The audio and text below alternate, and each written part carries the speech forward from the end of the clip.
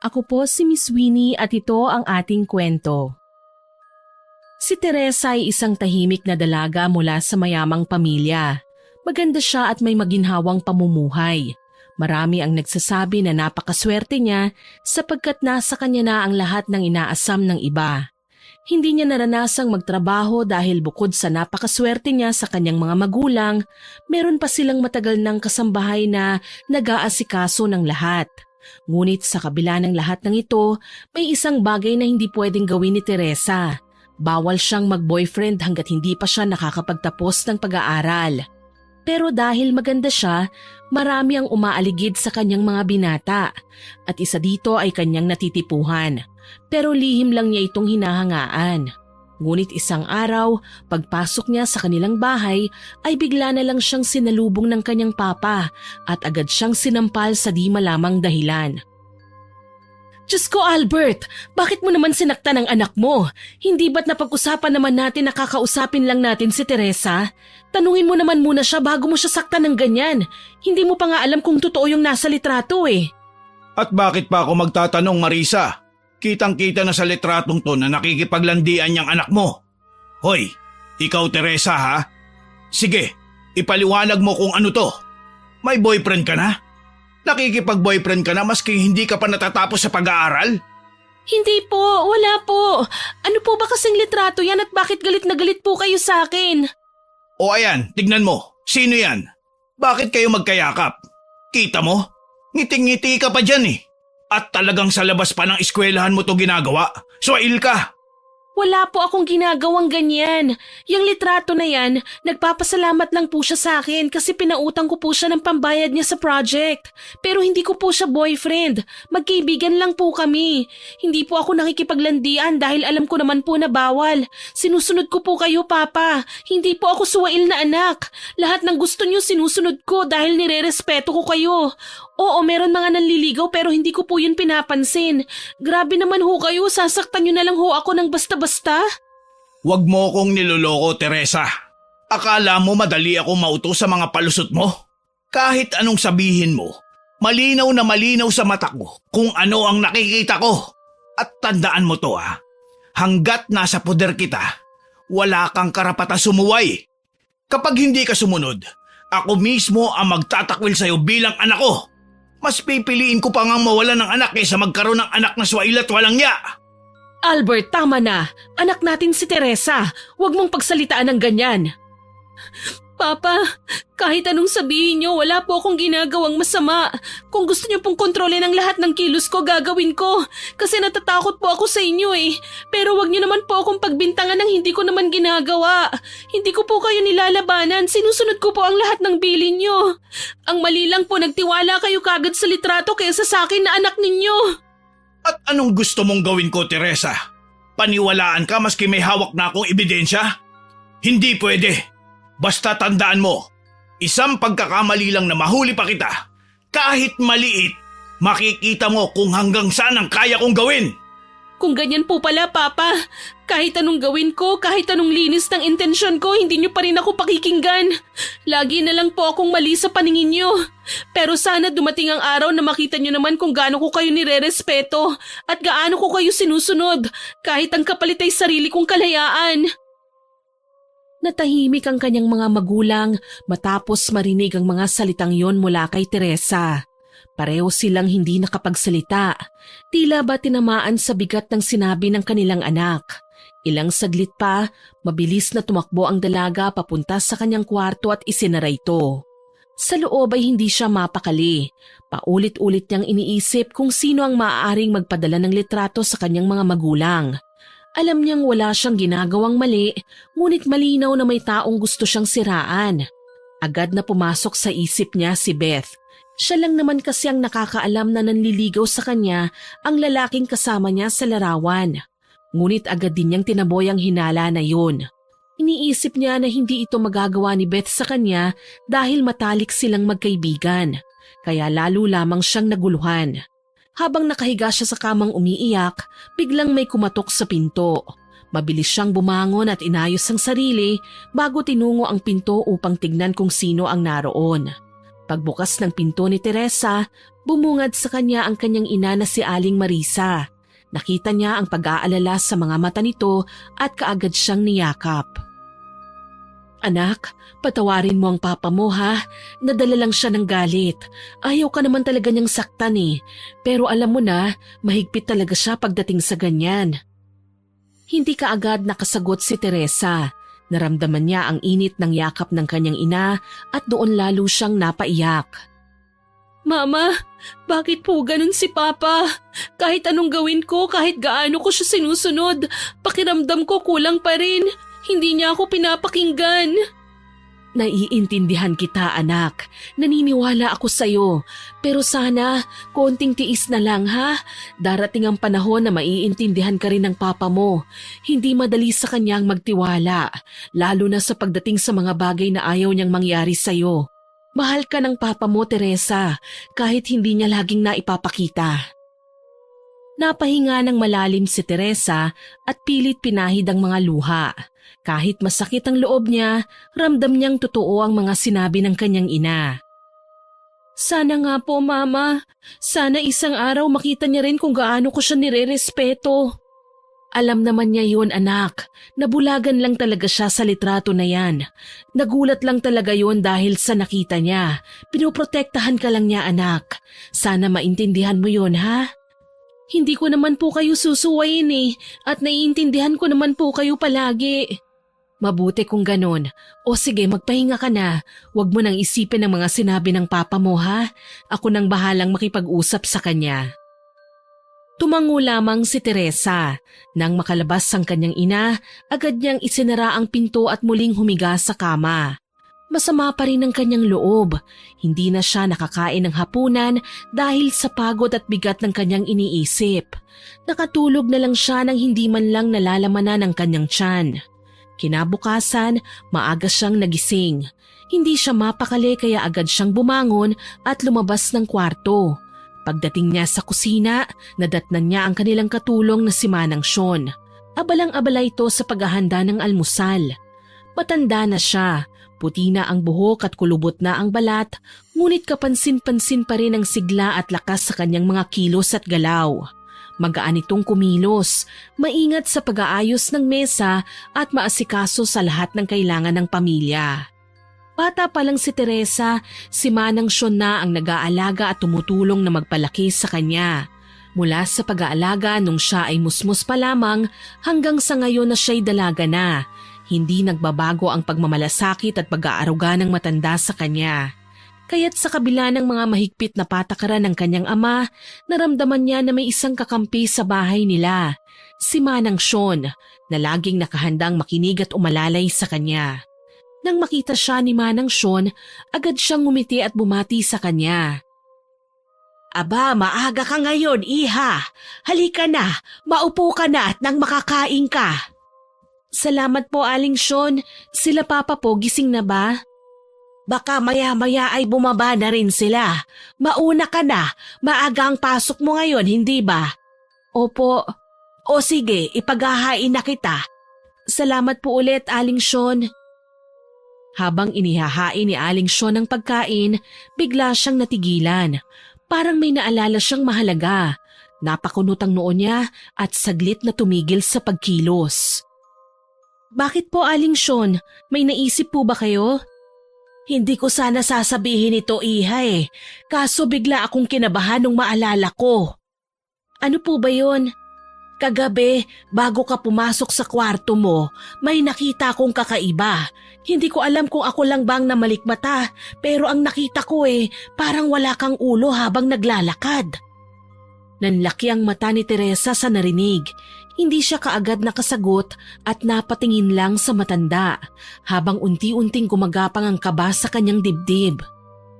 Ano pong ibig niyong sabihin? Baka naman po namalikmata lang kayo. Hindi, Teresa. Malinaw ang nakita ko. Kailangan mong magdoble ingat. Masamang pangitain ang ganon. Napayuko si Teresa at mas lalo siyang kinabahan. Napatitig siya sa matanda. Kita niyang seryoso ito sa kanyang mga sinasabi. Aling Sean naman nananakot po kayo hindi naman po Halloween. At saka wag naman po kayong magbiro ng ganyan, kinakabahan po ako . Ano ka bang bata ka? Sa tanda kong ito magbibiro pa ba ako? Sinasabi ko lang kung ano ang nakita ko. Nakita nga kitang walang ulo kaya ingatan mo ang sarili mo ha. Yang gamit mo mamaya ibigay mo sa akin lahat. Bakit po? Ililibing ko para dagdag proteksyon. Pagkatapos nilang mag-usap, hindi na kumibo si Teresa. Tahimik siyang kumain habang ang isip niya ay paulit-ulit na bumabalik sa sinabi ni Aling Sean. Natulala siya at iniisip kung maniniwala ba siya o hindi. Maya-maya nang matapos na siyang kumain ay inihatid na siya ng kanyang ama sa paaralan. Habang nasa biyahe, wala silang imika na mag-ama. Nakatingin lang siya sa bintana. Pagdating niya sa paaralan, bumaba siya na mabigat ang loob. Huminga siya ng malalim at dahan-dahang naglakad papunta sa loob ng campus. Habang papalapit sa silid-aralan, ramdam niya ang kakaibang kaba. Parang may nakatingin sa kanya bagamat wala namang tao sa paligid na nagpapakita ng interes sa kanya. At wala rin siyang nakikitang kakilala o kaklose. Nang makapasok na sa loob ng classroom, tulala siyang umupo at hindi napansin na may papalapit sa kanya mula sa likuran. Napapitlag siya nang biglang may kamay na humawak sa kanyang balikat. Agad siyang napalingon at halos napatalon sa gulat. Teresa! Ay, ang OA ng gulat ha? Ano yon? May problema ka ba? Huminga ng malalim si Teresa at pilit na pinakalma ang sarili. Pilit siyang kumilos ng normal. Wala naman, may iniisip lang ako. Kagabi kasi pinagalitan ako ng parents ko eh. Ha? As in pinagalitan ka? Bakit naman? Pinagalitan ako dahil may ipinakita sa kanila na litrato. Yung picture na magkausap at magkayakap kami ni Josh sa labas ng school. Akala nila may boyfriend na ako. Hala ka, grabe naman yun. Dahil lang sa litrato at yakap pagagalitan ka na. O ay sobra ng parents mo, Teresa ha? Parang wala naman yun, normal lang yun sa atin eh. Beth, sabihin mo nga sa akin ang totoo. Ikaw bang nagpadala ng litrato kina mama at papa? Ako? Hoy Teresa, ano ako, baliw? Bakit ko gagawin yun magkaibigan tayo? Kung may magtatanggol sa'yo, ako yun. Ano ako, traidor? Hindi ko ugaling siraan ang best friend ko. Pasensya na Beth ha. Ikaw lang kasi ang nakakaalam tungkol kay Josh eh. Kaya naisip ko lang na… Oo, ako lang nga. Pero isipin mo naman, kung ako ang gagawa niyan parang sinira ako ng sarili ko sa'yo. Never kong gagawin yun, Teresa. Promise. Tayo ang magkakampi dito, tandaan mo yan. Hindi kita tatraidorin. Bahagyang lumuwag ang dibdib ni Teresa at kahit papano'y nakumbinsi siya ng mga salita ni Beth. Sana nga… Oo naman, ano ka ba? Malay mo may ibang galit sa'yo kaya ganun. Baka naiinggit sila. Galit? Bakit naman sila magagalit sa akin? Wala naman akong ginagawang masama ah. Ganun talaga eh. Kahit wala kang ginawa, may mga taong hindi masaya kapag maayos ang buhay ng iba. Kaya huwag ka na masyadong mag-isip. Basta lagi mong tatandaan, nandito ako para sa'yo. Totoo yan ha. Baka naman ine-etchos mo lang ako ha. Baka ikaw talaga. Baka naman naiinggit ka na sa akin. Ano? Excuse me. Hoy, ano ka ba? Nagbibiro lang ako. Hindi magandang biro yun ha. At saka isa pa, wala akong dahilan para kainggitan ka. Uy, wag ka naman masyadong seryoso. Nagbibiro nga lang ako. Wag kang pikon. Hindi ako pikon, Teresa. Gusto ko lang linawin. Hindi kasi maganda yung biro mo eh. Sige na nga, sorry na. Hindi ko na uulitin. Ayos lang. Basta next time mag-iingat ka rin sa mga salita mo ah. Alam mo naman mabilis akong maapektuhan kapag ganyan. Oo na, promise. Wala naman akong masamang ibig sabihin eh. Sige na nga. Napawi ang tensyon sa pagitan nila Teresa at Beth matapos ang maikling pagtatalo. Subalit ang ekspresyon sa mukha ni Teresa ay hindi nagbago. Napansin ni Beth na malungkot pa rin ito at parang may malalim na iniisip. Bakit ganyan pa rin ang mukha mo? Alam mo, wag mo nang isipin kung sinong gustong manabotahe sa'yo. Papangit ka niyan kakaisip. Hindi naman kasi yun ang iniisip ko eh. Naguguluhan kasi ako sa sinabi ni Aling Sean kanina. Kagabi daw bago ako pumasok sa silid ko, nakita daw niya akong walang ulo. Alam mo ba ang ibig sabihin nun? Oo, alam ko. Sabi nila kapag nakakita ka raw ng taong pugot, ibig sabihin nun, lapitin sa disgrasya o posibleng mamatay yung tao na yun. Pamahiin niya ng mga matatanda eh. Hala, ba't kanina lang sinabi sa'yo ng katulong nyo? Dapat yon nung nakita ka niya na ganun, nilagyan ka na niya kagad ng sombrero o kaya sinabi niya na kagad sa'yo para makontra yung senyales. Habang nagpapaliwanag si Beth, ramdam ni Teresa ang bigat ng sinabi. Parang may malamig na dumaloy sa batok niya at bigla siyang kinilabutan. Lalong sumidhi ang kaba niya nang bigla na lang lumakas ang ihip ng hangin sa loob ng kanilang silid. Napatingin siya sa bintana pero sarado naman yun, kaya't lalo siyang natakot. Magsasalita pa sana siya para itanong pa ang iba kay Beth pero biglang bumukas ang pinto at pumasok ang karamihan sa kanilang mga kaklase. Sunod na dumating ang kanilang guro na may dalang mga papel. Sinabi ng guro na mayroon daw silang gagawing project na kailangan ng partner. Isang pairing activity ito kaya 2 tao dapat bawat grupo. Tayo nang magpartner ha, huwag ka lang pumili ng iba. Oo naman, tayo naman talaga mula noon pa, di ba? Basta galingan mo ha. Oo naman, kapag tayong magkasama siguradong maganda ang kalalabasan. Magaling kang mag-edit at ako naman magaling kumuha ng mga pictures at videos, kaya good tandem tayong dalawa. Sabagay. Matapos makahanap ng kanya-kanyang partner ang lahat ng estudyante, agad nang ipinaliwanag ng kanilang guro ang magiging proyekto. Kailangan nilang gumawa ng isang video presentation na may malinaw na tema at may kasamang panayam o interview ng isang tao na may kinalaman sa napiling paksa. Detalyado ang paliwanag ng guro. Mula sa pagpili ng project, pagbuo ng konsepto, paghahanda ng tanong para sa interview hanggang sa tamang paraan ng pag-e-edit at pagsasaayos ng final output. Ipinaalala rin ito ang kahalagahan ng maayos na teamwork at malinaw na paghahati ng gawain para maging maganda ang kalalabasan ng proyekto.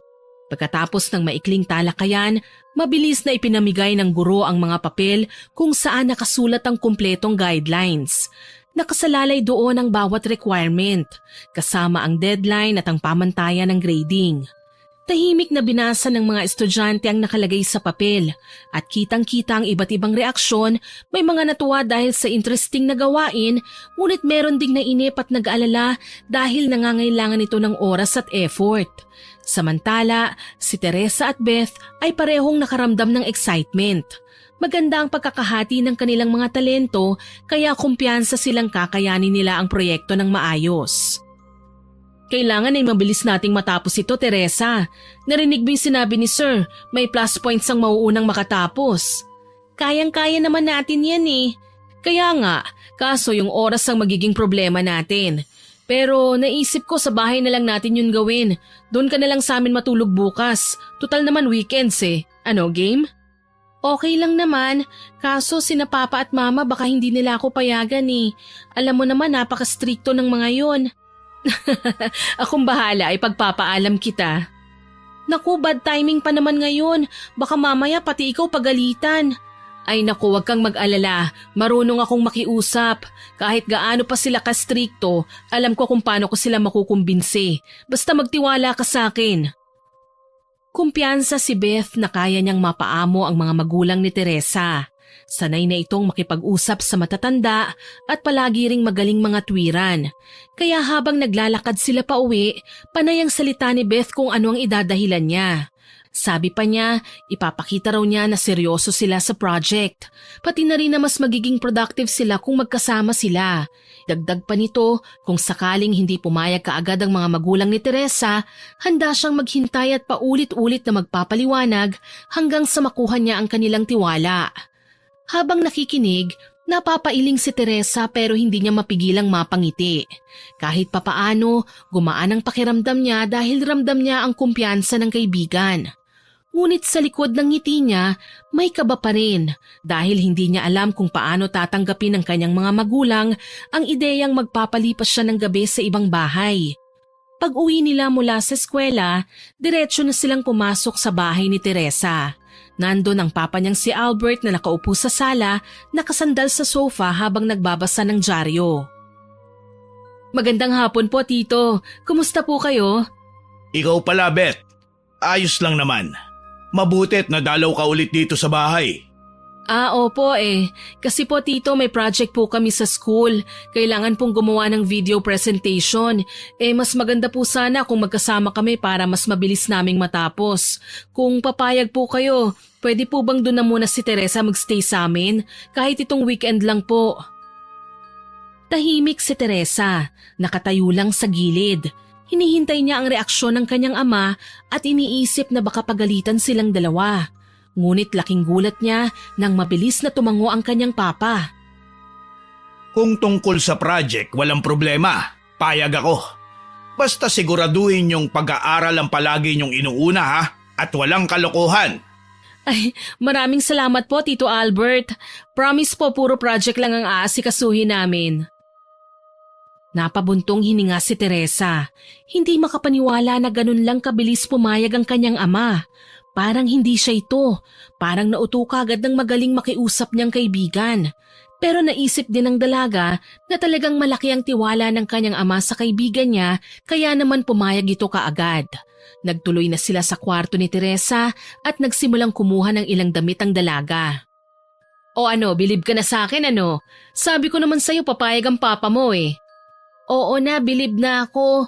Pero grabe ka rin ang bilis mong na-convince si Papa Akala ko pa naman magtatanong pa siya ng kung ano-ano eh. Kasi nga marunong akong makisuyo at saka alam kong may tiwala sa akin si Tito Albert kaya hindi na ako nahirapan pa. Hindi ko pa rin gets eh. Ako nga minsan kapag nagpapaalam, ang daming tanong. Ikaw isang salita lang payag kagad sila? Ibig sabihin lang yan, alam niyang safe ka sa akin. Kaya huwag ka nang mag-alala. Bukas, smooth sailing ang gagawin natin. Wala kang problema. Sana nga. Umalis na sila mula sa bahay at naglakad papunta sa kanto kung saan maraming dumadaan na pampublikong sasakyan. Inalok sila ni Mang Albert pero tinanggihan ito ni Beth. Gusto raw niyang maranasan ulit ang simpleng biyahe at mas praktikal na rin dahil magdadala sila ng gamit para sa kanilang project. Pagdating nila sa terminal, agad silang sumakay ng bus. Sa umpisa masaya at magaan lang ang biyahe. Maraming pasahero, may ilang estudyante rin at may mga nagbebenta ng pagkain sa loob. Tahimik lang si Teresa, nakasilip sa bintana habang pinagmamasdan ng mga nagdadaan ng tindahan, palengke at mga taong abala sa kani-kanilang gawain. Ngunit maya-maya, napakunot ang noon niya nang mapansin na tila masyadong malayo ang tinatahak ng bus. Hindi na niya napigilan ng sarili at kaagad na nagtanong. Beth, saan pa tayo pupunta? Malayo na to Bahagyang tumingin si Beth sa kanya. Ngumiti at saka marahang nagsalita. Oo nga pala. Hindi ko nasabi kagad sa'yo eh. Uuwi muna tayo sa probinsya namin. Doon natin gagawin ang project. Mas maganda doon kasi tahimik. Tapos marami rin akong kilalang pwedeng ma-interview. Parang bakasyon na rin para sa'yo. Ano? Probinsya? Beth, bakit hindi mo sinabi sa akin kagad? Akala ko sa inyo lang tayo gagawa. Huwag ka nang mag-alala. Mas maganda nga to promise. Isipin mo makakawala ka rin sa bahay nyo kahit sandali. At isa pa, kapag doon natin ginawa, siguradong kakaibang magiging output natin. Ayaw mo ba ng mataas na grade? Hindi pa rin mapakali si Teresa. Ramdam niya ang kaba dahil wala siyang ideya kung saan talaga sila pupunta at paano kung malaman ng kanyang mga magulang. Ngunit sa paraan ng pagsasalita ni Beth, punong-puno ng kumpiyansa, parang may kasamang pangungumbinsi, unti-unti na ring lumambot ang loob niya. Pero, paano kung hanapin ako nila Papa? Hindi naman nila alam na probinsya mo palang pupuntahan natin. Ako nang bahala. Kung sakali ako ang kakausap sa kanila. Huwag ka na lang munang mag-alala. Basta isipin mo lang parang bonding natin ito. Bakasyon habang gumagawa ng project. Hindi man lubos na kumbinsido, napabuntong hininga si Teresa. Sa isip niya, wala rin siyang choice dahil nasa biyahe na sila. Pinilit niyang pakalmahin ang sarili at kinumbinse na baka nga mas maganda ang kalalabasan ng kanyang proyekto kapag doon nila ito ginawa. Pagkarating nila sa probinsya, agad na bumaba sina Teresa at Beth mula sa bus. Sa paligid, ramdam ni Teresa ang tahimik na kapaligiran. Malalawak na bukirin, mga punong nakahilera sa gilid ng kalsada at malamig na simoy ng hangin na kakaiba sa nakasanayan niyang buhay sa bayan. Pagdating nila sa bahay na tutuluyan, agad itong napansin ni Teresa. Malaki ang estruktura, gawa sa kahoy at bato, may malalaking bintana at malapad na beranda. Bagaman halatang bihira ng tirhan, maayos at malinis ang paligid. Walang alikabok, nakatabi ng maayos ang mga gamit at tila alagang-alaga. Ngunit kapansin-pansin din ang katahimikan. Silang dalawa lang ni Beth ang tao sa loob. Ipinaliwanag ni Beth na tinatawag nilang mother house ang bahay na yon dahil dito nakatira ang kanilang mga lolo at lola noon. Ngunit ngayong halos lahat ng kamag-anak niya ay nasa ibang bansa na, mga caretaker na lamang ang pumupunta roon paminsan-minsan upang alagaan ang bahay. Matapos mag-ayos ng mga gamit, ipinakita ni Beth kay Teresa kung saan siya makakapagpahinga. Inihatid siya nito sa isang kwarto na may malinis na kama, kurtina at mesa. Pagkatapos, naghiwalay na muna sila upang makapagpahinga. Kinabukasan, pagkagising ni Teresa, laking gulat niya nang imulat ang mga mata at makita si Beth na nakatayo sa gilid ng kanyang kama. May hawak itong kutsilyo at may mga bakas ng dugo ang talim. Nakatitig ito sa kanya, ni hindi kumukurap. "Anong ginagawa mo?" Agad siyang napaupo at tinignan ang kutsilyong hawak ni Beth. Nanginginig ang kanyang boses nang muling magsalita. "Beth, bakit may dugo ka? At para saan yung kutsilyo? May bala ka bang masama?" "Ha? Ano bang pinagsasasabi mo dyan? Nagkatay lang ako ng manok para may iluto tayo. Tapos narinig kitang parang umuungol kaya agad kitang pinuntahan dito. Ano bang iniisip mo, ha? Napapatayin kita? Sus, walang ganyan. Hindi ako killer, uy." Saglit na natigilan si Teresa. Hindi malaman kung matatawa o matatakot sa sinabi ng kaibigan. "Bumangon ka na nga dyan at nang makakain na tayo. Naghanda na ako ng agahan natin at mamayang tanghali tinola ang uulamin natin." Matapos nilang kumain ng agahan, lumabas sila sa maliit na balkonahe ng bahay. Doon nila inilatag ang mga gamit para sa kanilang gagawing project. Habang nagbubuklat si Beth ng mga papel, nakikinig lang si Teresa at paminsan-minsan ay nagtatanong. "O, ganito na lang. Ako na sa research part. Ikaw naman sa pag-aayos at pagsusulat. Para mabilis tayong matapos. Tapos mamaya pwede tayong pumunta sa ilog. Ang ganda doon, parang swimming pool." "Sige, bahala ka na. Basta matapos lang natin kagad ito." Habang patuloy silang nag-uusap, biglang napatigil si Teresa. Napakuyom siya ng kamao at napahawak si sentido. Aray! "Oh, hoy Teresa! Bakit? Anong nangyayari sa'yo?" Ang sakit ng ulo ko. Bigla na lang. Para bang umiikot lahat." "Baka nahilo ka lang sa biyahe kahapon o baka naman gutom ka pa rin kahit kumain na tayo."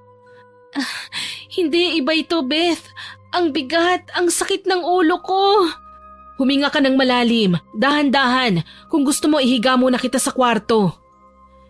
Unti-unting tumutulo ang pawis sa noo ni Teresa kahit hindi naman mainit. Habang inaalalayan siya ni Beth, nakaramdam siya ng matinding kaba. Hindi lang dahil sa sakit ng ulo, kundi dahil parang may kakaibang nangyayari sa kanyang katawan. Habang inaalalayan siya papasok ng kwarto, lalong lumalakas ang pintig ng ulo ng dalaga. Para bang may tumitibok sa loob na hindi maipaliwanag, tapos may tila naririnig siyang bumubulong-bulong. "Beth, sino yon?" "Ha? Anong sino yon?" "May naririnig akong bumubulong eh." "Walang bumubulong. Tayo lang ang magkasama dito, walang bumubulong, Bes." "Hindi. Meron talaga eh. At hindi lang isa, marami sila, Beth. Hindi ko maintindihan kung anong sinasabi pero parang hinihila nila ako." Napaatras si Beth at saglit na natigilan. Ang kaninang pangkaraniwang sakit ng ulo ay biglang naging tila kababalaghan. Sa pagdilat ni Teresa, namataan ni Beth na tila nagbago ang kulay ng mga mata nito. Mula sa karaniwang itim, may bahid itong pula na kumikislap sa liwanag. "Diyos ko, Teresa, anong nangyayari sa'yo?" Biglang napahawak si Teresa sa dingding. Nanginginig ang buong katawan. Pakiramdam niya ay may apoy na gumagapang sa kanyang mga ugat. Beth, tulungan mo ko. Hindi ko na kaya. Napansin ni Beth na lumalalim ang ugat sa leeg at braso ni Teresa. Halos kumikintab sa ilalim ng balat. Biglang nawala ng malay si Teresa at bumagsak sa sahig. Mabilis na kumilos si Beth. Halos mataranta habang sinasalo ang kaibigan. Teresa! Hoy! Gising! Dahil hindi ito tumutugon, sinikap niyang maipahiga sa kamang dalaga. Basang-basa na ng pawis si Teresa at ang mga ugat sa leeg at braso nito ay unti-unti nang bumalik sa normal. Agad kinuha ni Beth ang bimpo, binasa ng malamig na tubig at pinunasan ng noo ng kaibigan. Sa kabila ng kaba, pinilit niyang manatiling kalmado. Naupo siya sa tabi ng kama, nakamasid kay Teresa. Paminsan-minsan ay hinahaplos niya ang buhok nito, umaasang magigising na. Ngunit lumipas ang oras na natiling mahimbing ang tulog ni Teresa. Hanggang sa hindi na malayan ni Beth na siya na mismo ay nakatulog na rin sa tabi nito. Pagmulat niya hapon na, agad niyang tinignan si Teresa pero tulog pa rin ito. Hindi gumagalaw bagamat normal pa rin naman ang paghinga. Napabuntong hininga siya ng malalim. Bumangon at nagpa siya munang lumabas ng kwarto. Sa pagdaan niya sa pasilyo, biglang natigilan at pagkatapos ay napangiti. Tumuloy na siya sa banyo pagkatapos para maligo. Ilang sandali pa ay natapos na siya sa kanyang ginagawa. Biglang may kumatok sa pinto. Kahit nakatuwalya ay binuksan niya kagad ang pintuan. Agad namang napaatras si Josh. Halatang nagulat at namutla ang muka. Pasensya na. Akala ko si Teresa nagbukas, kaya pumasok agad ako. Hindi ko sinasadya. Ayos lang yon. Ako nga ang dapat humingi ng pasensya. Hindi man lang ako nagbihis bago sumilip. Mainit kasi kaya naisip kong maligo kagad. Sandali lang ha, magbibihis muna ako. Maupo ka muna dyan. Tumango si Josh bilang pagsang-ayon. Ngunit halata sa kilos niya ang kaba at pag-aalangan. Habang nakaupo, nililibot niya ang tingin sa paligid na para bang hinahanap kung nasaan si Teresa. Ilang sandali pa, binalak niyang tumayo para hanapin ang dalaga pero bago pa siya makagalaw, bumalik si Beth na nakasuot lang ng spaghetti strap at maikling shorts. Lumapit siya ng walang pakundangan at may mapang-akit ng ngiti sa labi. Nang akmang yayakapin ni Beth ang binata, agad na umiwas si Josh. Tila ba ng diri at hindi makapaniwala sa ginagawa ng kaibigan ng babaeng nililigawan niya. Dahan-dahan niyang itinulak palayo si Beth. Bakit? Ayaw mo ba? Nandidiri ka ba sa akin, Josh? Hindi tama ang gusto mong mangyari, Beth. Akala ko ba nandito si Teresa? Kaya nga ako pumunta dito dahil sabi mo nandito siya. Oo, nandito naman talaga siya kaso tulog. Tulog naman pala ba't sabi mo sa chat, bilisan kong pumunta?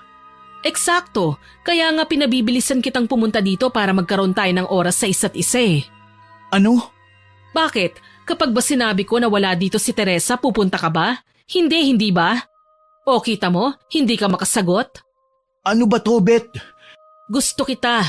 Gustong-gusto kita, Josh. Matagal na. Buhat nung elementary days pa lang tayo, ikaw na ang gusto ko. Pero hindi mo ako pinapansin Nang lumipat ka ng school sa college, grabing tuwa ako noon kasi magkakasama na tayo ulit. Baka sakali mapansin mo na ako. Hindi ko alam na may nararamdaman kang ganyan.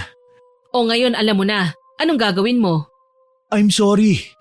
Sorry? Yun lang? Ano bang nakita mo sa best friend ko ha? Aminin mo, mas maganda naman ako sa kanya, hindi ba?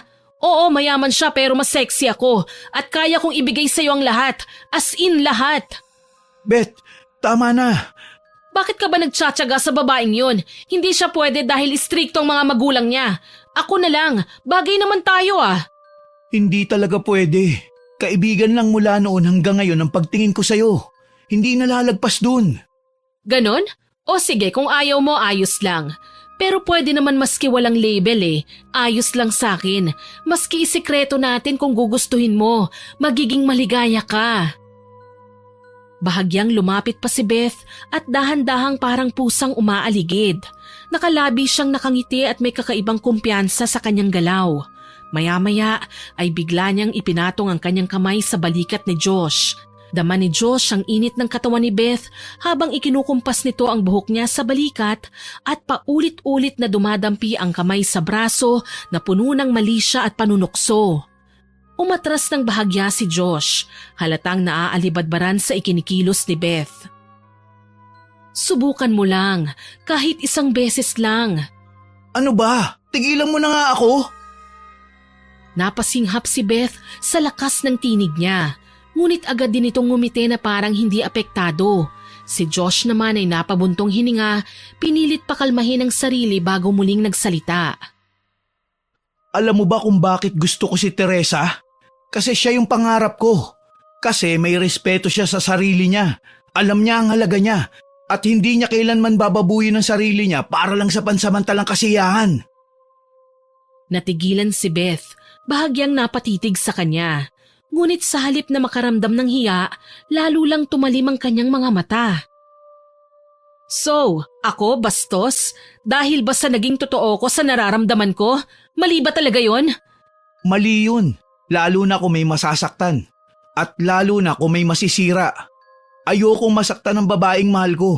Kaya pasensya ka na kung hindi ko masusuklian ang nararamdaman mo. Kung sakali ba nawala si Teresa, mapapansin mo ba ako? Hindi ko alam. Pwedeng oo, pwedeng hindi. Kasi totoo naman eh. Sa ngayon, kaibigan lang talaga ang turing ko sa'yo. Hindi nalalagpas dun. Mabuti pa uwi na muna ako. Hindi ako nakapagpaalam kina Lola eh. Hindi nakasagot si Beth. Nakatitig na lamang siya sa likod ni Josh habang unti-unting lumalayo ito sa kanya.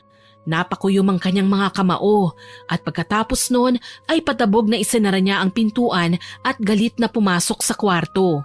Sa sobrang galit at inggit ng dalaga, naisipan niyang gumawa ng gayuma para kay Josh. Desperado na siyang maagawang binata mula sa kaibigan niyang si Teresa. May kaalaman si Beth sa pangungulam, mga sekretong itinuro sa kanya ng kanyang lola noon at walang alam dito si Teresa. Gabi na at tahimik na ang paligid ng mga oras na yon. Kinuha ni Beth ang 3 itim na kandila at inilapag sa gitna ng mesa. Isa-isa niyang sinindihan ang mga ito. Umupo siya sa harap ng mga kandila, napapikit tsaka nagsimulang bumigkas ng mga salitang hindi karaniwang nauunawaan. Habang lumalalim ang dasal, nag-iba ang tono ng kanyang boses. Sa gitna ng ritual, inilabas niya ang isang maliit na bote. Dahan-dahan niyang isinalin dito ang isang malapot na likido mula sa mangkok na kanyang inihanda. Sa unang tingin, mukha lamang itong malinaw na tubig, ngunit kung titignan para itong langis na kumikintab at bumubuo ng mumunting bula. Nang matapos siya, pawis na pawis si Beth na para ba siyang nilagnat at hinigop ang lakas ng kanyang katawan. Hingal na hingal siya at mahigpit na hinawakan ng bote na para bang isang kayamanang bawal mawala. Kinabukasan ay maagang nagising si Teresa. Pagmulat niya ng mga mata ay agad niyang hinanap ang kaibigan. Nakita niya ito sa labas ng bahay, nakaupo at tulala, parang kay lalim ng iniisip. Matamlay ito maski nalapitan siya ni Teresa. Nagtaka ang dalaga nang mapansin ang malamig na tingin sa kanya ni Beth. Tila ba walang gana na kausapin siya. Beth, may problema ba? Paano ba naman kasi? Tinulugan mo ko kahapon. Ang akala ko gagawin na natin yung project natin pero wala naman pala. Naku, hindi ko alam. Wala na akong maalala eh. Bakit nga ba ako nakatulog? Naging sunod-sunod ang paghingi ng pasensya ng dalaga.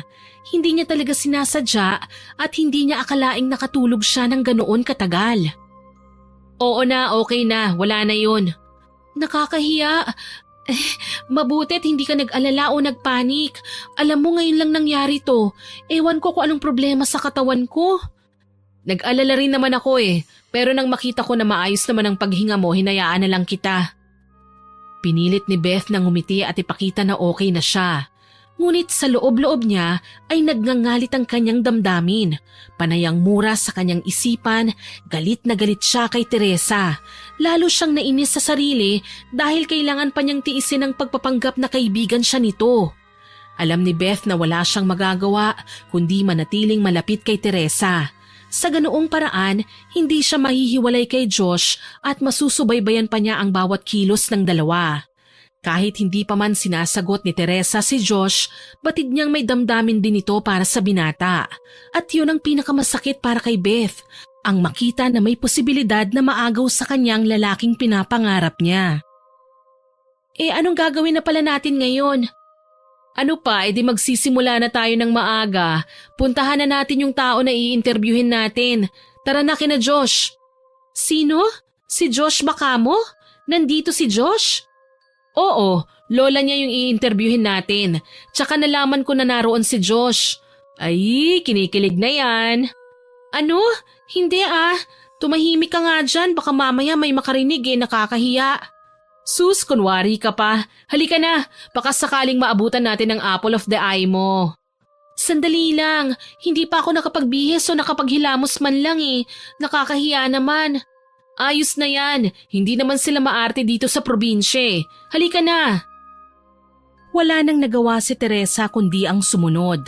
Ang totoo, ang hakbang na yon ay hindi lamang para sa kanilang proyekto. May mas malalim na dahilan si Beth. Yon ay ang muling makita si Josh. Naglakad na ang dalawa papunta sa bahay nila Josh. Nang makarating sila, nakita nila ang binata na nagwawalis sa bakuran. Teresa? Pasensya ka na, napaaga kami ng dating. Kumusta? Ayos lang. Hali kayo, tuloy kayo. Ano pala ang kailangan nyo? Pasensya ka na sa storbo Yung lola mo kasi ang gusto naming interviewin para sa project namin. Ganun ba? Sandali lang at tatawagin ko si Lola.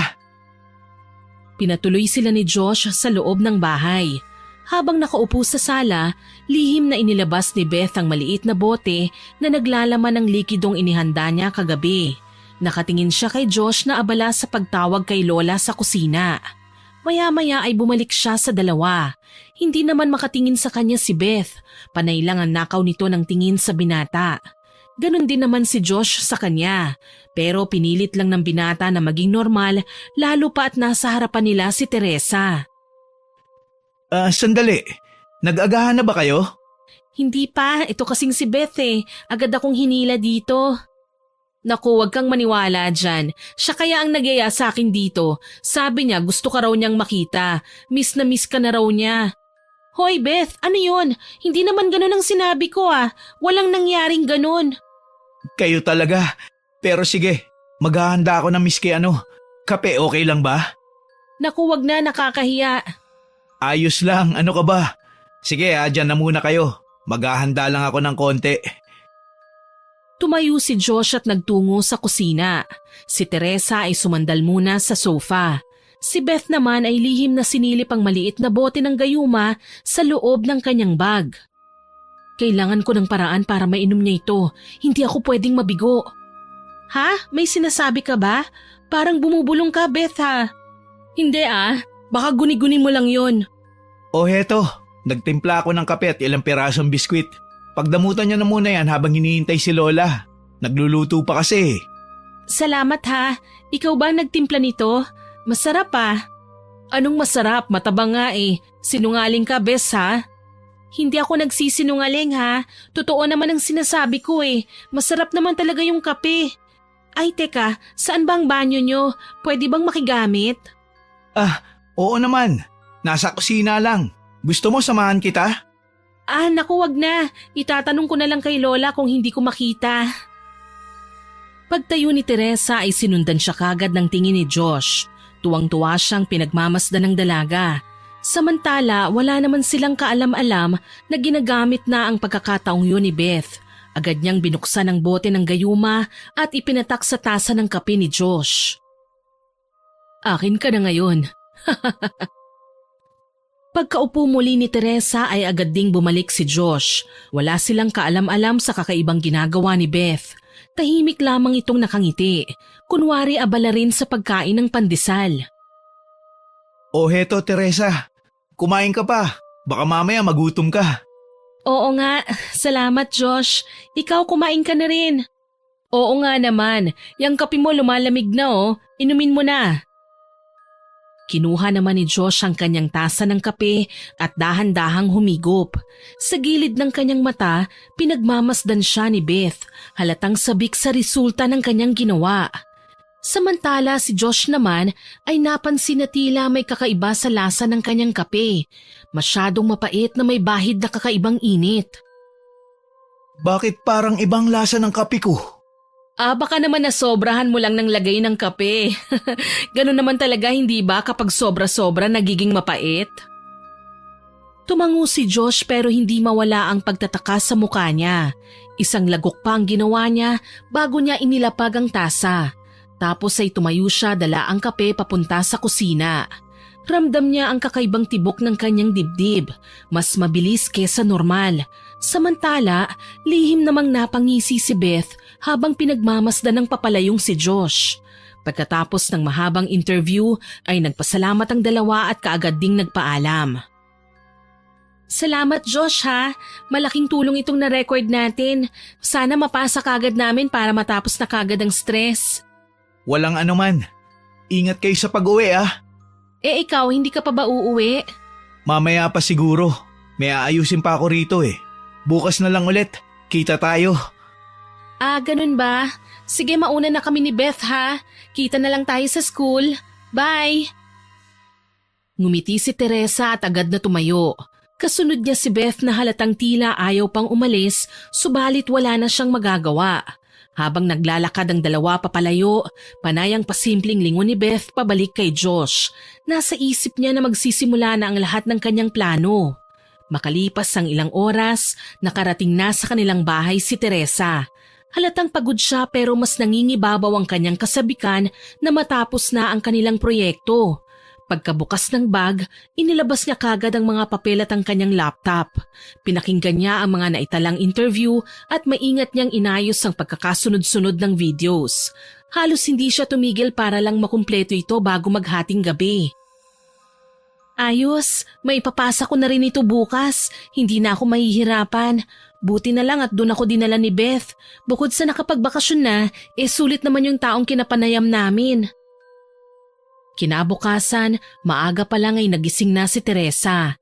Inayos niya ang sarili at tinungo ang eskwela, dala ang kopya ng kanilang proyekto. Habang naglalakad sa hallway ng paaralan, napansin niyang maraming estudyante ang nakatingin sa kanya. May mga nagbubulungan, may mga nakangiti na parang nanunukso. Hindi niya alam kung bakit ganun ang reaksyon ng mga estudyante sa kanya. Nagpatuloy lang siya sa lakad, pilit na iniisip na baka may kung anong chismis na naman ako makalat. Pero mas lalo siyang kinabahan nang mula sa malayo ay nakita niya si Beth na papalapit. At hindi siya nag-iisa, mahigpit ang hawak nito sa kamay ng isang lalaki. Nang magtama ang kanilang mga paningin, nanlaki ang mga mata ni Teresa nang makilala kung sino ang lalaking yun. Josh? Huminto siya sa paglalakad. Ang ngiti niya ay unti-unting napalitan ng pagkagulat at pagkalito. Hindi siya makapaniwala sa kanyang nakikita. Agad na lumapit si Beth, nakataas ang kilay at may ngiting puno ng pang-aasar. Oh, Teresa, buti naman at nandito ka. Gusto ko sanang sabihin sa'yo na boyfriend ko na si Josh eh. Beth, ano ito? Bakit ganyan ang sinasabi mo? Ang sabi ko, boyfriend ko na si Josh. Tanga ka ba? Gusto mo pa ulit-ulit? Teka, paano nangyari yun? Bakit? Anong bakit? Bakit ganyan ang itsura mo para kang galit? Masama ba ang sinabi ko? Kami na nga, hindi ba Josh? Josh, totoo ba ito? Bumuka ang bibig ni Josh pero biglang siningita ni Beth. Talaga ba? Tatanungin mo kung totoo o hindi? Bakit? Mukha ba akong magsisinungaling? Teresa, kung ano man ang meron kami ni Josh ngayon, kasalanan mo yon. Kasi ang arte-arte mo eh. Ang tagal nang nanliligaw sa'yo pero hindi mo pinapansin. Pinapahirapan mo masyado. Kaya syempre, nung nagsabi sa akin na gusto niya ako, hindi ko na pinahirapan pa. Sino ba naman ako para hindi patulan ng lalaking katulad ni Josh? Agad na nagbulungan ang mga estudyanteng nakikinig sa sinabi ni Beth. May ibang napapaismid at ang tingin sa dalaga ay tila isang atribidang kontrabida sa mga palabas. Samantala si Teresa, bagamat masama ang loob at nasasaktan, ay nananatiling kalmado. Hindi niya hinayaan na mas lalo pa siyang mapahiya. Beth, kaibigan kita. Alam mong nililigawan ako ni Josh at alam mo rin kung gaano ko siya kagusto. Pero kung talagang ang kayo na, sana man lang ay sinabi niyo sa akin. Kahit kahapon na lang bilang respeto niyo sa akin. Respeto? Bakit ka naman namin re-respetuhin? Ano naman ngayon kung nauna kang niligawan ni Josh? Hindi mo naman siya sinagot, hindi ba? Kaya ibig sabihin malaya pa siya. At kung ako ang pinili niya, problema mo na yon.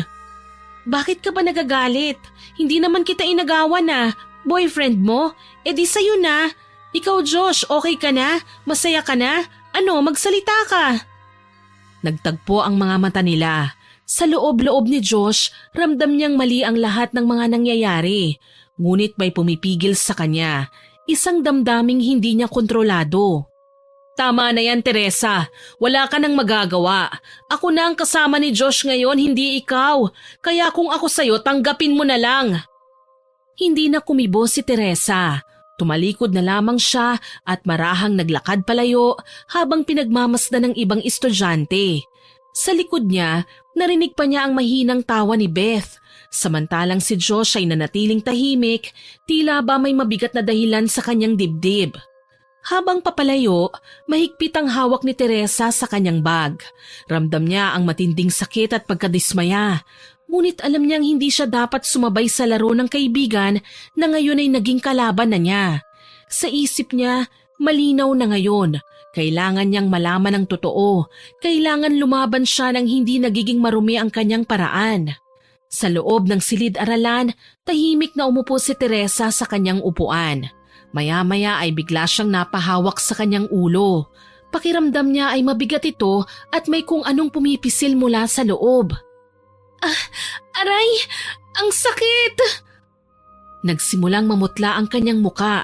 Nagulat ang mga kaklase niya nang bigla na lamang siyang bumagsak sa sahig at nawalan ng malay. Nagkagulo sa paligid. Mabilis siyang isinugod sa klinik.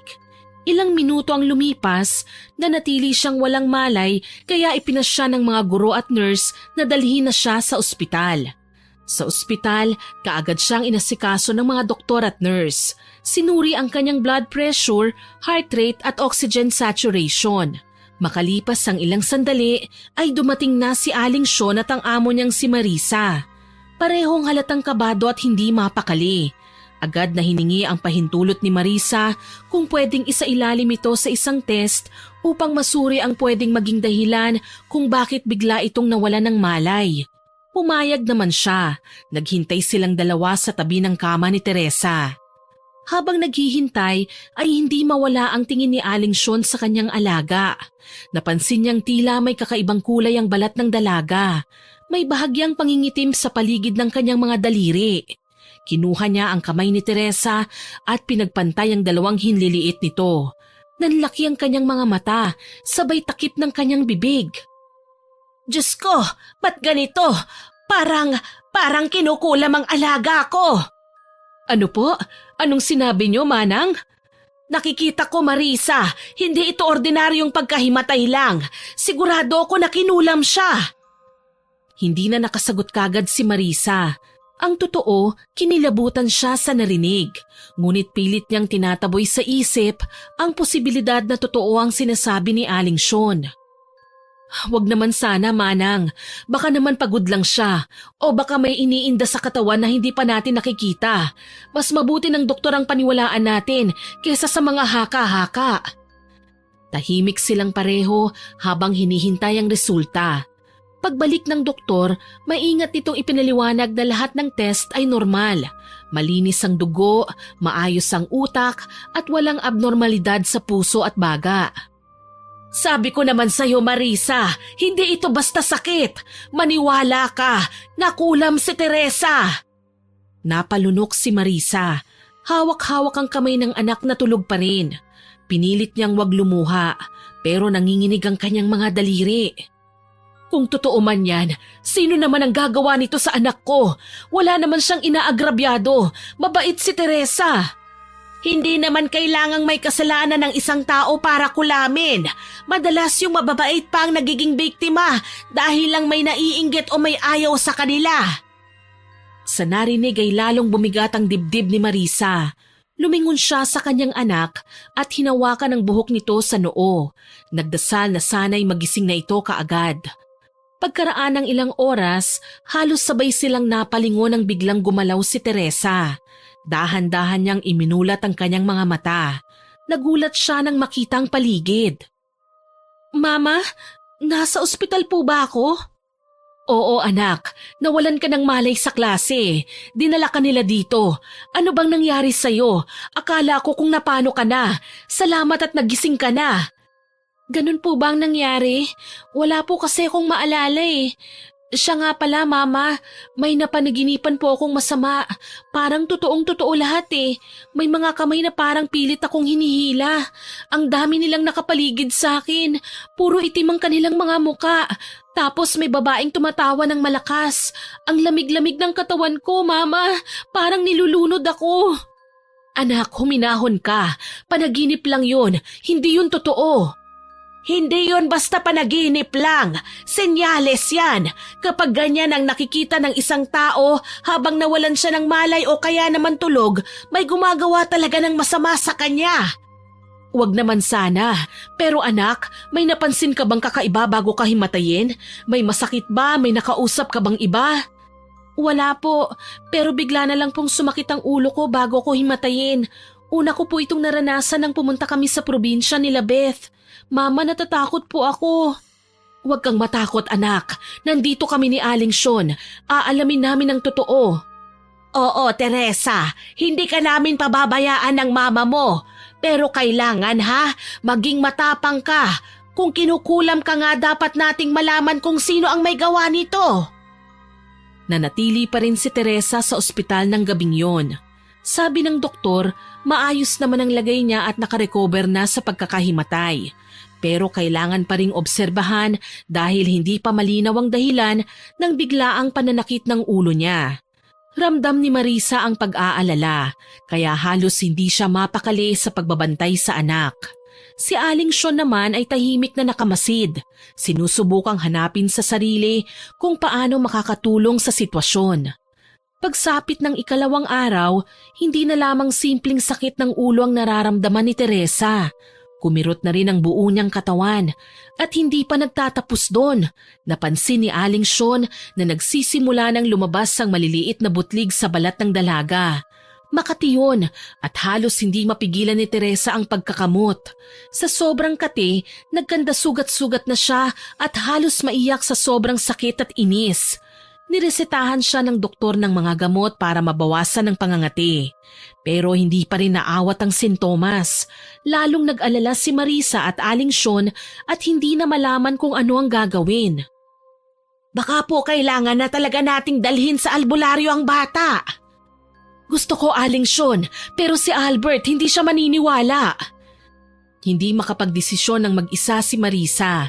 Nais niyang sundin ang sinasabi ni Aling Sean pero mas mabigat ang salita ng asawa niya. Dumating ang ikatlong araw, lalong lumala ang kalagayan ni Teresa. Nang tanghali ay may dumalaw na hindi inaasahang bisita. Si Josh, may dala itong bulaklak at prutas, bagay na alam niyang makapagpapagaan kahit papaano ng loob ng may sakit. Pagpasok niya sa silid, tahimik lang si Teresa. Hindi siya tumingin sa binata. Lumapit ang binata sa mga magulang ng babae. Magandang hapon po. Ako po si Josh. Kaibigan po ako ni Teresa. Kaibigan? Teka, natatandaan kita ha. Ikaw yung nasa litrato na kasama ng anak ko.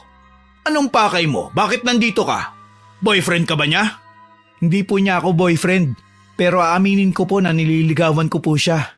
Kaso, ayaw po niya dahil nangako daw po siya sa inyo na kailangan niya muna magtapos ng pag-aaral. Wala po kaming relasyon. Dumalaw lang po ako sa kanya dahil gusto ko po siyang kumustahin. Sandaling natahimik si Mang Albert. Tinitigan niya si Josh tapos ay napabuntong hininga. Parang doon niya lang tuluyang pinaniwalaan ang mga sinabi ng kanyang anak. Sigurado ka ha? Hindi ka boyfriend ha? Hindi po talaga. Sige. Mag-usap na kayong dalawa. Lalabas na muna kami. Tumalikod ang lalaki. Sumunod na rin ang ibang kasama nito. Naiwan sa loob ng silid ng ospital sina Josh at Teresa. Kumusta ka na? Hindi nagsalita ang dalaga.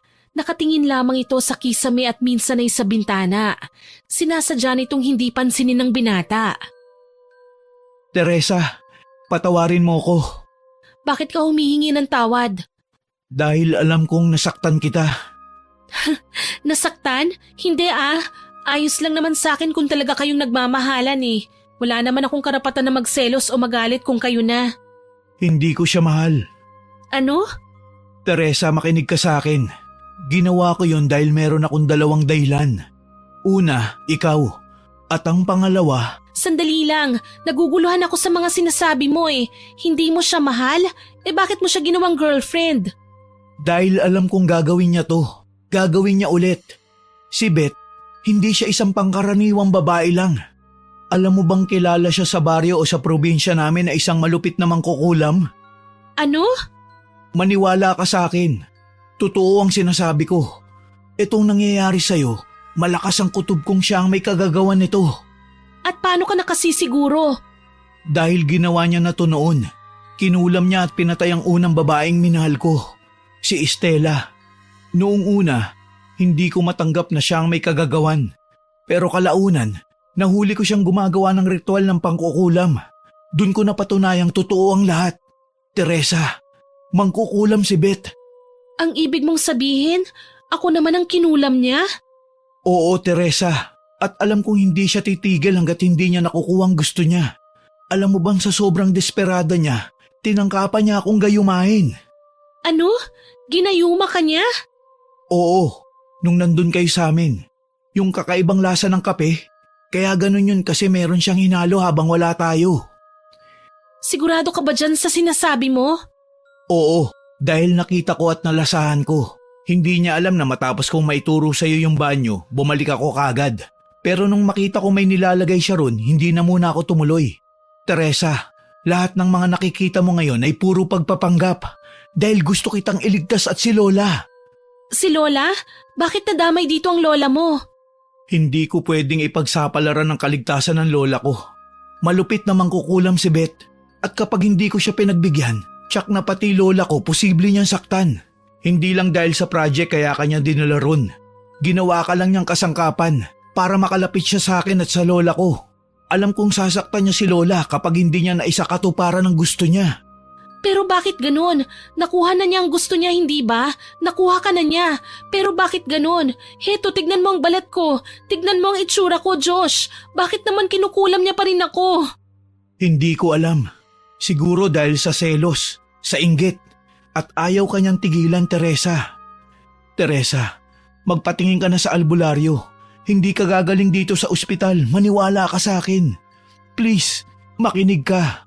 Ayokong pati ikaw ay mapahamak tulad ni Estela. Tumango si Teresa. Nangingilid ang luha tsaka pumikit sandali. Doon biglang tumunog ang cellphone ni Josh. Pareho silang napatingin sa cellphone. Nakalagay sa screen ang pangalan ni Beth. Mabilis na sinagot ni Josh ang tawag. At agad na umalingaw-ngaw ang boses ng babae sa telepono. Halatang galit at inis na inis. Josh, nasan ka ba? Kanina pa ako naghihintay ah. San ka ba nagpunta? Bakit hindi ka sumasagot sa mga text at chat ko? May binili lang ako rito sa grocery. Huwag ka na magalit, pauwi na ako. Grocery? Huwag mo nga akong niloloko, Josh. Sabihin mo nga sa akin, sino ang kasama mo? Wala, ako lang to. Sabi nang may binili lang ako eh. Sige na, huwag ka na magtampo. Papunta na ako dyan. Sige, bilisan mo. Hihintayin kita. Naputol na ang tawag.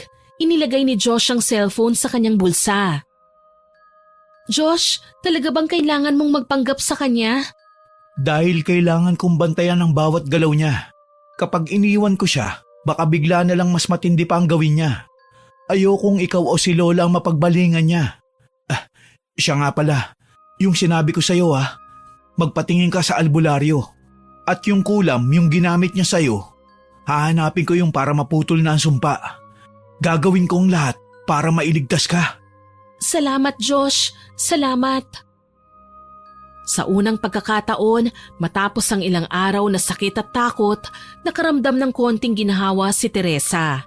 Alam niyang hindi pa tapos ang lahat, pero ngayon may kasama na siyang handang lumaban para sa kanya at sa kanyang pamilya. Kinabukasan, may isa pang hindi inaasahang bisita si Teresa. Tulog siya nang dumating ang babae at kasalukuyang pa namang nasa labas si Aling Sean na tanging bantay niya ng oras na yon. Kumuha lang kasi si Aling Sean ng kanilang pagkain. Dahan-dahan namang lumapit si Beth. Ang sarap mong pagmasdan. Nakakatuwa kang tignan habang ganyan ka. Mahina at walang laban. Alam mo, iniisip ko pa kung ano pa bang pwede kong gawin para mas malaki ang mapala ko kapag tuluyan ka nang nawala. Siguro, lasunin ko na rin kaya ang isip ng mga magulang mo para isipin nila na ako ang tunay nilang anak at hindi ikaw. Ang ganda, hindi ba ng plano? Wala ka nang magagawa, Teresa. Hawak ko na ang buhay mo. Ako na lang ang mag-iisip kung kailan kita tatapusin. Tama ka, inggitera ako, kaya huwag ka nang magtaka. Siyempre kukunin ko ang lahat ng meron ka para naman ako ang maging masaya. Bahagya siyang napaatras nang biglang bumukas ang pinto at pumasok si Aling Sean. Nakatitig ito kay Beth, malamig ang mga mata at halatang nakahalata sa ginawa ng babae. Anong ginagawa mo rito? Sino ang nagpapasok sa'yo? Wala naman. Dumalaw lang ako kay Teresa. Gusto ko lang siyang kumustahin. Umiling si Aling Sean. Hindi man lang naniwala sa palusot. Dahan-dahan siyang lumapit at tumayo mismo sa pagitan nila Beth at Teresa na nakahiga pa rin. Umalis ka na rito! Hindi ka kailangan dito! Ay, ganon? Teka lang ha. Anong karapatan mong palayasin ako? Katulong ka lang nila, hindi ba? At ako kaibigan niya. Ang kapal naman ng mukha mo, ha? Kaibigan? Totoo bang kaibigan ka niya o kaaway? Lumabas ka na bago pa kita ipakaladkad sa mga security dito. Okay, fine. E di aalis. Pagkasabi nun, lumabas na rin si Beth at malakas na isinara ang pinto. Naiwan si Aling Sean na nakatayo at seryoso ang kanyang muka. Lumapit siya kay Teresa at marahang hinaplos ang kamay nito. Habang nakatingin sa mahinang katawan ng dalaga, bigla niyang naalala ang sinabi sa kanya ni Josh bago ito lumabas ng ospital kahapon. Sinabi ng binata na mag-ingat sila kay Beth dahil hindi ito basta ordinaryong babae. Isa siyang mangkukulam at may matinding galit kay Teresa. Sa simula, nag-alinlangan si Aling Sean. Pero ngayong nakita niya mismo ang kilos at mga salitang binitiwan ni Beth, mas lalo siyang naniwala na totoo ang lahat ng babala ni Josh. Humigpit ang hawak niya sa kamay ni Teresa. Huwag kang mag-alala, iha. Kahit anong mangyari, hindi ko hahayaan na makalapit ulit sa iyo ang babaeng yon. Napasulyap siya sa pinto na dinaanan ni Beth. Bakas ang pagkabahala at paghahanda sa susunod pang mangyayari. Ilang sandali pa, dumating ang mga magulang ni Teresa. Mabilis na sinalubong sila ni Aling Sean. Albert, Barisa, pakiusap makinig kayo sa akin. Hindi gagaling si Teresa dito. Kailangan na natin siyang dalhin sa albularyo. Aling Sean, ano na naman to? Doktor ang kailangan ni Teresa. Hindi yung sinasabi mong albularyo. Pero... Natigilan sa pagsasalita si Aling Sean nang biglang narinig nilang umiyak si Teresa. Napatingin silang lahat sa dalaga. Papa, Mama, ayoko na po dito sa ospital. Pakiramdam ko po ay lalo po akong lumalala. Hindi ko na po kayang tiisin ang lahat. Ang pangangati na parang kinakain unti-unti ang balat ko. Papa, mamamatay ako kapag hindi niyo ako pinagamot sa labas. Kaya nakikiusap ako, Papa. Subukan po natin. Mahal, pakinggan mo naman ang anak mo. Ayokong mawala ang anak natin. Kung saan siya gagaling, doon tayo. Wala namang mawawala eh. Kung hindi talaga uubra sa albularyo, di bumalik tayo dito sa ospital. Nagpigil ng emosyon ang ama.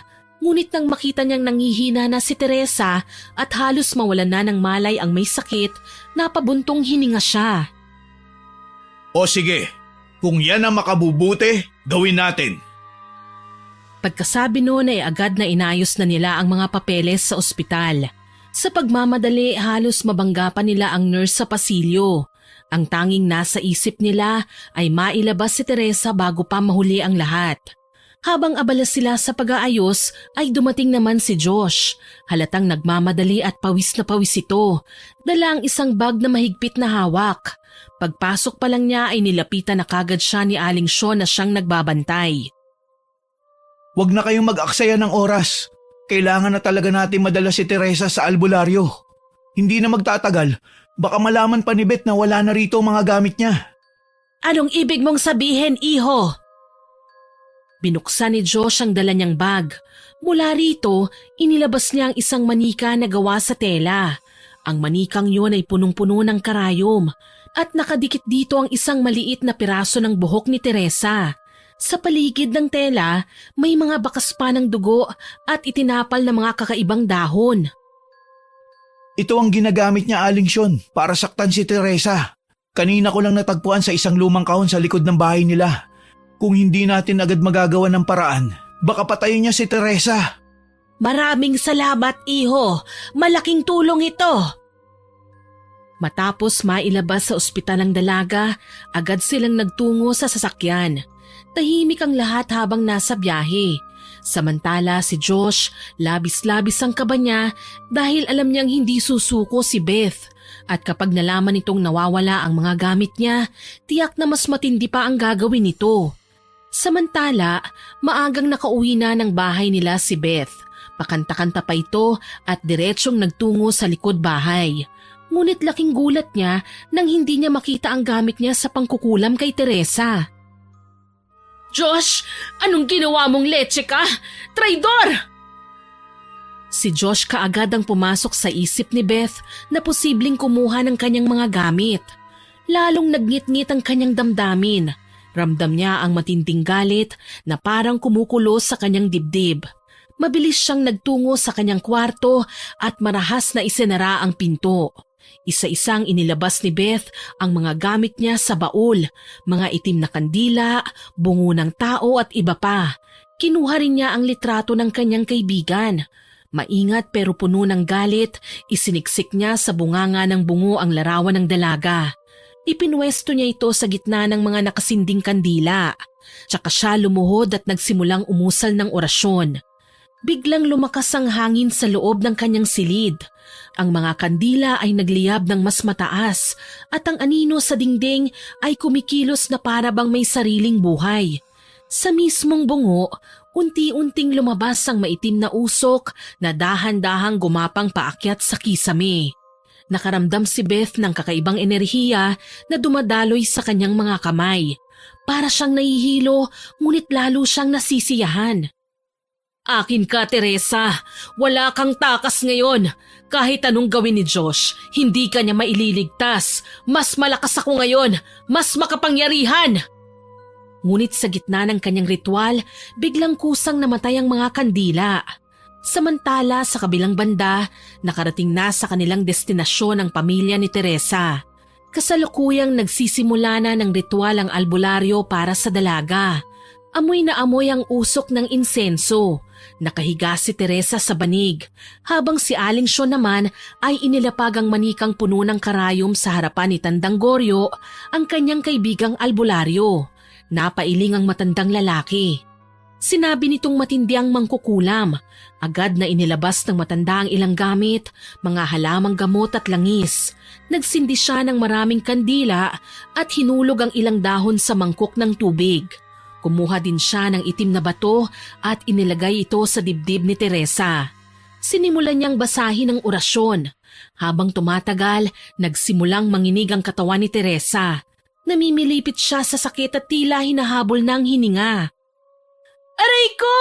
Ang init! Para akong sinusunog! Agad na lalapit sana ang mag-asawa pero pinigilan sila ng albularyo. Hayaan niyo lang siya. Hindi na si Teresa ang nasa loob ng katawan niya. Magtiwala tayo sa manggagamot. Ano? Anong hindi na siya? Nahuli na ni Mang Goryo ang espiritu ng kulam. Hayaan natin siyang gawin ang trabaho niya. Sinabi ng manggagamot na lumalaban ng mangkukulam. Biglang tumalsik ang ilang kandila at mula sa manika ay lumabas ang tila usok na kulay itim. Nagsimulang umikot yon sa paligid. Yun daw ang sumpa. Itinaas ni Mang Goryo ang baston at mariing pinukpok ang sahig. At pagkatapos ay kitang-kita nilang tila hinigop ng tubig sa mangkok ang itim na usok na yon. Ngunit bago pa tuluyang naglaho, isang pamilyar na boses ang biglang umalingaw-ngaw. "Hindi niyo ako matatalo! Akin si Teresa! Akin siya!" Nanlaki ang mga mata ni Mang Albert at ni Aling Marisa nang makilala ang boses. Si Beth, ang babaeng yun. Panay ang sigaw ni Teresa ng mga oras na yon pero hindi na niya boses ang lumalabas sa kanyang bibig. Mas lalong lumakas ang dasal ni Mang Goryo. Piniga niya ang ugat ng luya at inihalo ang katas sa tubig. Pagkatapos ay ibinuhos yon sa ibabaw ng manika. Nagliyab ito ng kusa kahit wala namang apoy na ginamit. Matapos pa ang ilang sandali, sinabi ng manggagamot na tapos na ang sumpa at hindi na mababalikan ng mangkukulam si Teresa. Ngunit binigyan niya ng babala ang lahat na hanggat buhay pa ang mangkukulam, maaari itong mangulam pa ng iba. Tama po, hindi titigil yun hanggat hindi nakakapaghiganti. Naglabas ng ilang amulet ang albularyo at binigyan niya ang lahat. Mga proteksyon ito laban sa kulam. Matapos ang ginawa ni Mang Goryo, unti-unting gumaan ang pakiramdam ni Teresa. Lumipas ang ilang linggo, dahan-dahan nang naghilom ang mga sugat sa kanyang katawan. Nawala na rin ang matinding pangangati ng kanyang balat at naging maaliwalas na muli ang kanyang itsura. Patuloy pa rin ang panggagamot gamit ang mga halamang gamot na si Aling Sean mismo ang nagtitimpla at nag-aasikaso sa kanya. Hindi siya pinababayaan ito. Halos araw-araw ay minamasahe siya ng langis at pinapainom ng mga pinakuloang dahon.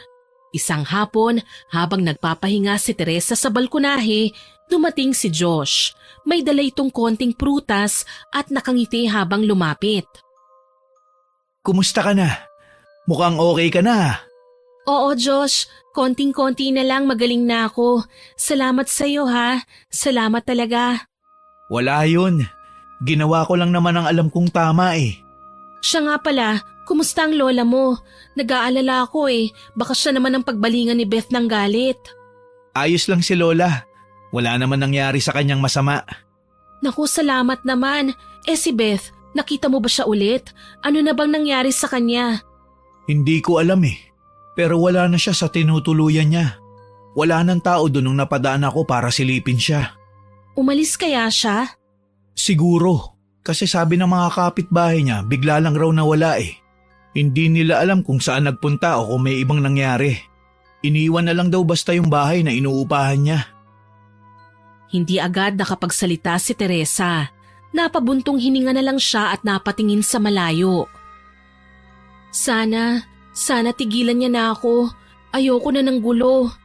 Huwag kang mag-alala. Hanggat nandito ko, walang makakapanakit sa'yo. Salamat, Josh. Hindi ko alam kung anong mangyayari sa akin kung hindi mo ako tinulungan. Wala akong ibang gustong gawin kundi ang protektahan ka. Ang swerte ko naman. Hindi swerte ang tawag dun. Pagmamahal. Natigilan si Teresa. Pagkatapos ay biglang napangiti. Sandaling katahimikan ang namagitan sa kanilang dalawa. Maya-maya ay biglang lumapit ang ama ni Teresa. Seryoso ang mukha niya at halatang kanina pa nakikinig. Tumigil si Josh at bahagyang kinabahan. Agad na nagbigay galang. Magandang hapon po, sir. Hindi kaagad sumagot si Mang Albert. Bagkus ay tumingin muna kay Josh, tapos sa anak niyang si Teresa bago tuluyang lumapit sa kanila. Pwede ba kitang makausap? May gusto lang sana akong sabihin sa'yo. Sige po, sir. Nagpapasalamat ako sa lahat ng naging tulong mo sa anak ko. Kung hindi dahil sa'yo, hindi namin malalampasan ang lahat ng nangyari. Okay lang po yun. Wala po kayong dapat na ipagpasalamat kasi po ginawa ko po yun alang-alang sa kaligtasan ni Teresa. Alam mo, totoo nga yung sabi ni Teresa na mabait ka at nakita ko kung gaano ka kaimportante para sa aking anak. Kaya mula ngayon ay hindi ko napipigilan kung gusto mong ligawan ang aking dalagang anak. Ho? Totoo po ba? Oo, pero may isa lang akong hiling. Sana mahalin mo at igalang ang aking anak. At sana Makatapos muna kayo ng pag-aaral. Pangako po, sir. Gagawin ko po lahat ng mga bili nyo. Hindi ko sasayangin ang tiwala ninyo. Napangiti si Mang Albert at tinapik ang balikat ni Josh. Umalis itong magaan ang loob na para bang nabunutan siya ng malalim na tinik. Makalipas ang ilang araw, nakabalik na si Teresa sa paaralan. Malakas na siya at kitang-kita ang saya sa kanyang muka. Nang makita siya ng mga kaklase sa hallway, masayang-masaya siyang sinalubong. Matagal din silang nag-alala para sa kanya. Ngunit isang bagay lang ang mas lalong nagpasaya sa kanya. Naging magaan at masaya ang buong maghapon na yon. At nang oras na ng uwian, sinundo na siya ni Josh at habang naglalakad, may binanggit si Teresa sa kanya. Josh, ano kasi may gusto kong sabihin. Ano yun? Gusto na kasi kitang sagutin. Sandaling tumigil si Josh sa paglalakad, para bang natulala siya sa narinig. Tumingin siya kay Teresa, seryoso muna ang muka, tsaka biglang napangiti ng malapad. Talaga, Teresa? Oo, simula ngayon, tayo na. Hindi maitago ni Josh ang sobrang kasiyahan. Halos mapatalon siya sa tuwa. Ngunit nagtimpi siya at magalang na hinawakan na lamang ang kamay ni Teresa. Salamat. Pangako, hinding-hindi kita sasaktan. Nagpatuloy silang naglakad. Magaan ang pakiramdam at masaya hanggang sa makarinig sila ng ingay mula sa unahan ng kalsada. Anong nangyayari? Hindi ko alam. Tara, tignan natin. May mga nakita silang mga batang estudyante na may binabatong isang pulubi. Sa gilid ng kalsada, may isang babaeng gusgusin. Mahaba ang magulong buhok, madungis ang muka, maraming mga galis at sugat na nagnanana. Maduming-madumi rin ang kasuotan niya. Tinatawag siyang baliw ng mga estudyante. Napatigil sina Josh at Teresa nang makilala nila ito. Si Beth yun ah! Anong nangyari sa kanya? Teresa, huwag mo siyang lapitan. Delikado. Hindi, kailangan ko siyang lapitan. Nilapitan niya si Beth na nakaupo ngayon sa gilid ng kalsada, nanginginig at tila wala sa tamang pag-iisip. Beth, ako ito si Teresa. Teresa, Teresa, kukulamin kita. Akin ka! Akin ka! Inabot ni Beth ang kamay niya, nanginginig at puno ng dumi. Napaatras si Teresa, nangingilid ang luha, hindi dahil sa takot kundi dahil sa awa. Beth, bakit mo ito ginawa sa sarili mo? Hindi mo ako kaaway. Ngunit parang wala nang nakakarating sa isipan ng babae. Paulit-ulit itong tumatawa pagkatapos ay muling sisigaw. Akin ka, Teresa! Akin ka! Naglapitan ng ilang tanod at pinigilan na ang mga estudyante sa pagbabato. Dinala si Beth upang hindi na makapanakit at makapaminsala pa. Habang papalayo siya, nanatili ang titig niya kay Teresa, puno ng galit at kabaliwan. Tama na, Teresa. Wala na tayong magagawa sa kanya. Huwag kang maawa. Hindi, Josh. Hindi ko siya magawang kamuhian. Oo, sinaktan niya ako pero kawawa siya. Nakita mo naman di ba yung kalagayan niya? Parusa yon sa lahat ng naging kasamaan niya. Yung ginawa niyang pangungulam, bumalik na sa kanya. Pero hindi ko naman gusto na magkaganon siya. Kahit galit ako sa kanya, hindi ko siya ginustong mapahamak ng ganito. Shh! Tama na. Wala kang kasalanan, Teresa. Hindi ikaw ang may gawa niyan. Pinili niya mismo ang daan na tinahak niya. Dahil sa mga salitang yun, tuluyang bumigay ang luha ni Teresa. Mahigpit siyang niyakap ni Josh at sa yakap na yon, naramdaman niya ang ginhawa. Ang pakiramdam na ligtas siya na may kasama siyang handang ipaglaban siya. Habang yakap-yakap siya ni Josh, dahan-dahan nang umalis ang mga estudyante. Nag-uusap-usap tungkol sa nakita nilang baliw na babae. Sana matahimik ka na, Beth. Ano? Tara na. Hatid na kita sa inyo. Baka naghihintay na ang papa at mama mo. Nagsimula na silang maglakad palayo. Mahigpit na magkahawak sila ng kamay. Lumipas ang mga buwan at unti-unting bumalik sa normalang buhay ni Teresa. Ang mga sugat sa kanyang katawan ay tuluyang naghilom at ang mga alaala ng hirap na pinagdaanan niya ay napalitan ng mga bagong karanasan, mga ngiti, tawanan at mga pangakong puno ng pag-asa. Ngunit kasabay ng paggaling niya ay ang balitang dumating tungkol kay Beth.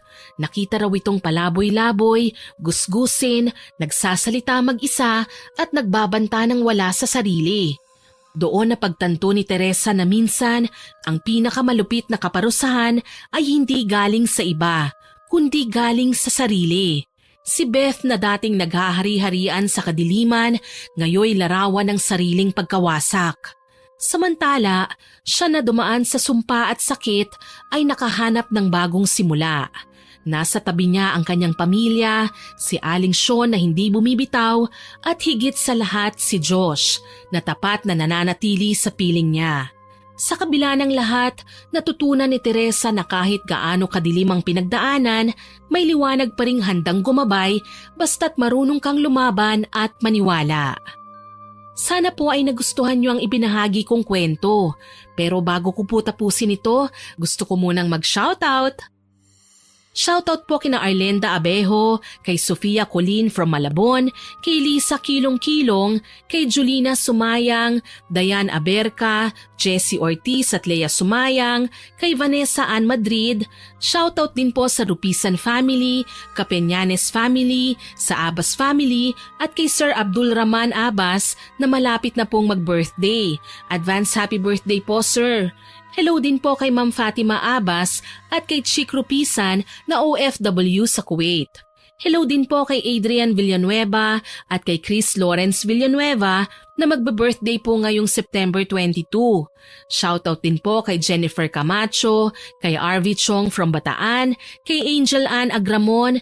Hello din po kay Kathy Alfonso, Regina Navarro, Ma'am Analisa Puaso, kay Demi Crisman Silyada Cabrera, hello po sa inyo, kay Ma'am Normita Legaspi, kay Ma'am Menchu Luchavez, kay Ashley Hart, kay Jude Ashley at sa Angelia family, kay Nerissa Ramirez, kay Eureka May, kay Mariano Solayaw, kay Ma'am Myla Dumalag, kay Ma'am Myla Flores, kay Rosemary Arquion, kay Eric Umali, kay Jomar Murillo.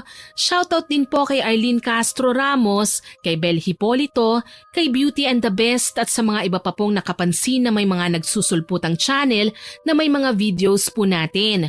Mga nangunguha at nagnanakaw po ng mga videos natin ng mga channel na yan.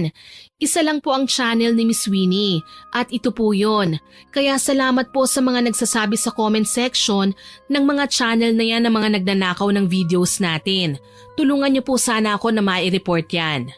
Shoutout din po sa mga regular listeners po natin na sina Ma'am Elizabeth Dungka, Ma'am Beth Mercado, Ma'am Mel Santarita, kay Hiramini, Ma'am Puresa Tagiwalo, Sir Kimpoy Feliciano, Ma'am Wilma Leses, kay Chris Gel Mamado, kay Cherry Mukbang ASMR, kay Ma'am Celia Tolentino, Ma'am Belen Malbas, Ma'am Filipina Palsario, Ma'am Angelina Ignacio, Ma'am Martina Angdasan, kay Sigbinan sa Sweden, Ma'am Leonora Consensino, kay Chef Lance MBB, Ma'am Lydia Lopez, kay Francisco Neng, Ma'am Reselina Angeles, kay Ma'am Tina Dekit, kay Ma'am Amiyong na lagi pong nangungumusta sa akin. Thank you po, Ma'am. Pati na rin po kay Ma'am Alma Flores, kay Ma'am Rosalina Bogayon, kay I Love Traveled, kay Ma'am Milrose Demate, kay Ma'am Pamela Allen at kay Ma'am Corazon Cacalda. Salamat po sa inyong lahat na nakinig at nag-comment. Abangan po ninyo ang mga susunod ko pang upload ha. Huwag din po ninyong kalilimutan na mag-subscribe, like, share and comment sa stories natin. Para po mabilis nyong makita kung may bago tayong kwento, pindutin nyo lang po ang notification bell para updated po kayo kung may bagong upload po tayo. Aasahan ko pa rin po ang suporta nyo ha. God bless po sa ating lahat. Muli, ako po si Miss Winnie na nagpapasalamat sa inyong pakikinig.